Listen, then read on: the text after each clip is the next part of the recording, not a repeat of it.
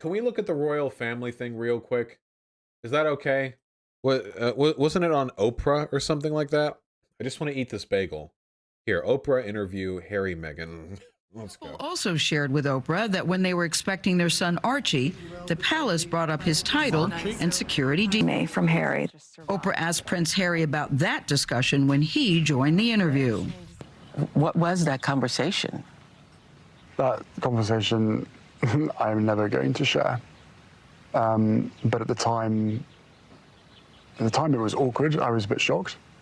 Can you tell us what the question was? No, I'm not comfortable sharing that.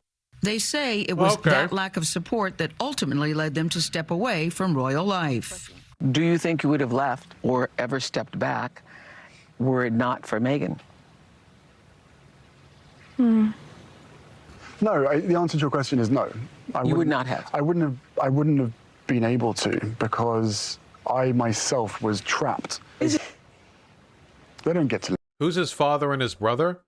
What's his relationship to the ancient guy, the prince, the incredibly old prince? Grandson? Gotcha. I can't follow all this shit. So let me see if I get this straight. Let me see if I have this correctly.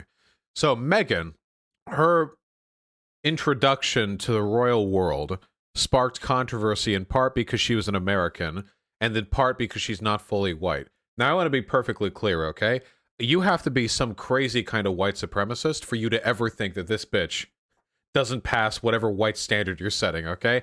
Not to invalidate any of her identity or whatever, but man, if this is where you're drawing the line, if she falls under that bar, holy fuck. And that baby, like, that baby was so fucking bright, my eyes hurt looking at, yeah, I had to burned a little bit. So anyway, so the British press, being fucking terrible, were racist and extremely harsh towards her, and the institution of the monarchy did nothing to rebuke or defend her against those accusations. So, in a way, the crown condoned her treatment by the press. And somebody in the family, though that Harry isn't saying, apparently had a conversation worriedly about how dark the baby would be. Do I have that all together, more or less? Here we have the, let's see. So Philip is the one who looks like a ghoul, right? Yeah, this man's extraordinary. I hope somebody finds his phylactery and breaks it soon. I mean, Christ. Was there ever a person who would make me believe adrenochrome was being harvested from children to keep old pedophiles alive? My God. I mean, he really, really does look undead, doesn't he? This is actually one of his better photos, I think. Oh yeah, here we go. What's the matter, smooth skin? Never seen a ghoul before? How is he supposed to look at 99? Less evil. So to be perfectly clear, it's not because he looks old, it's because he looks evil. That's just to clarify, okay? No ageism here. Anyway. Leave. And I have huge compassion for that. Harry also revealed his family cut him off financially last year. But I've got what my mum left me. And without that, we would not have been able to do this. Okay. So, touching back on what you asked him, what my mum would think of this, I think she saw... Oh, shit. Can somebody link the family tree? The family tree for the royals again? We're coming. And I certainly felt her presence throughout this whole process.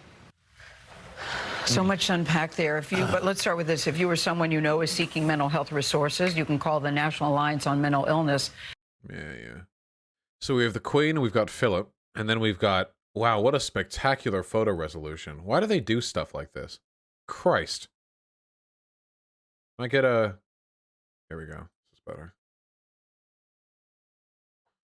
There we go. That's better.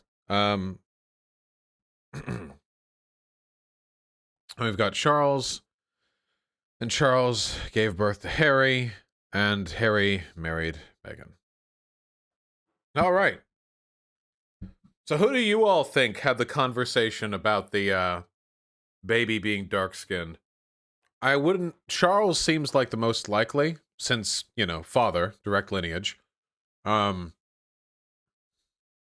could have been more than one. It could have been any of them. Now, if I was Harry, I know this would destroy everything, but I would out everyone to this. Philip has said outwardly racist shit before, so probably him. Well, Philip is like 9,000 years old, right? So that makes sense. This is one of the reasons why I really sincerely despise it when liberal Britbongers pretend that the monarchy is just some sort of cutesy institution that adds magical flavor to the United Kingdom.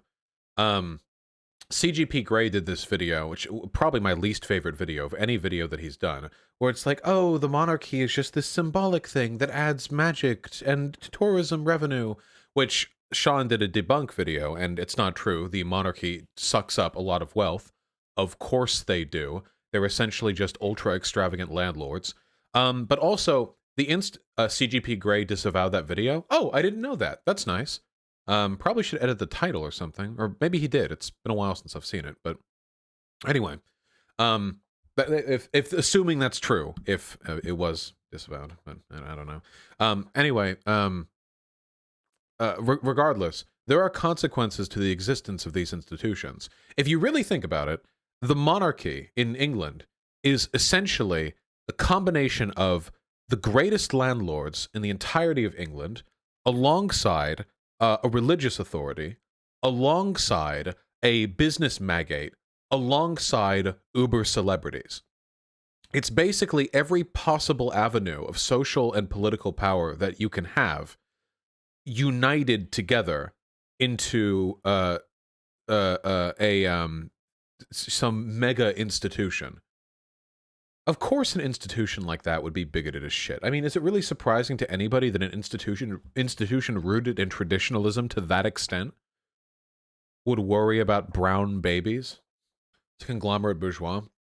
Well, there's a lot to it. It's interesting. They would flip out if somebody married a black person. Yeah. Well, I say tear it all down, frankly. We don't get anything from the existence of the monarchy. And when I say we, by the way, I mean they don't get England doesn't get anything from the existence of the monarchy. They don't. Politically, economically, socially, there's no need for that institution. It doesn't serve to benefit them. It does things, but other things could do those things. Now, what they are more than anything else, like, let's be real, what they really are is celebrities. But they're celebrities that are given almost divine importance. And it's not to their benefit either. Not even to the celebrities. Look at these people. They're miserable. Look at this. You know, Harry is right when he says that his family is trapped. This is something that Karl Marx wrote about, which I think a lot of people forget. A lot of you are very, very hostile when wealthy people complain about their problems. And to an extent, that's totally valid and totally legitimate, because sometimes, well, most of the time, when they do that, they're being insufferable little cunts. But Marx actually did write on the suffocating conformity of bourgeois social interaction, from what they have to do to maintain their businesses to the marriages that they have to form to maintain their power. And this goes back to the aristocracy as well. That very often these uber wealthy people, the people for whom all of society is being cucked. I mean, we are limiting human rights. We are allowing wealth to be distributed ineffectively and unethically for the benefit of the bourgeois. And what are they getting from it? Nothing. They're miserable too. The math on this is solid. Once you make enough money per year to satisfy your material needs, which is about $100,000 a year, ballpark, you know, like at that point, like, in most parts of America, you can live comfortably, you know, with room for error. Past that point, extra money, wasn't it 70K? It might have even been 70K. Yeah. Past that point, you aren't made happier. Now, obviously, if you're in the middle of Los Angeles, you'll need more. But the point is, past that point, you don't get made happier, not on average, at least. And when I think about people like this, I don't envy Harry. I don't envy these people at all. I don't envy the positions they are in. They live stifling lives described principally by conformity, routine, and overwhelming social expectation. This is not an enviable life to live. Now, maybe if you're the queen and you're on top, you have that autonomy a little bit. But if you're beneath the queen, you don't even have that autonomy. Your role, first and foremost, is to conform to the needs of the royal family. And if you can't do that, well, it seems like Meghan and Harry have been deviant from the family for a little while, and it looks like their solution to that problem was to allow the press to bully and lambast them, hoping that the press would carry out the official denunciation that the crown itself didn't actually want to go through with. Does that make sense? Or hoping that Meghan would kill herself? Well, that is a very dramatic accusation, but it's possible. After what happened with Princess Diane, where she was hounded by, or Diana, sorry, hounded by the press and, then died. Yeah, here we go.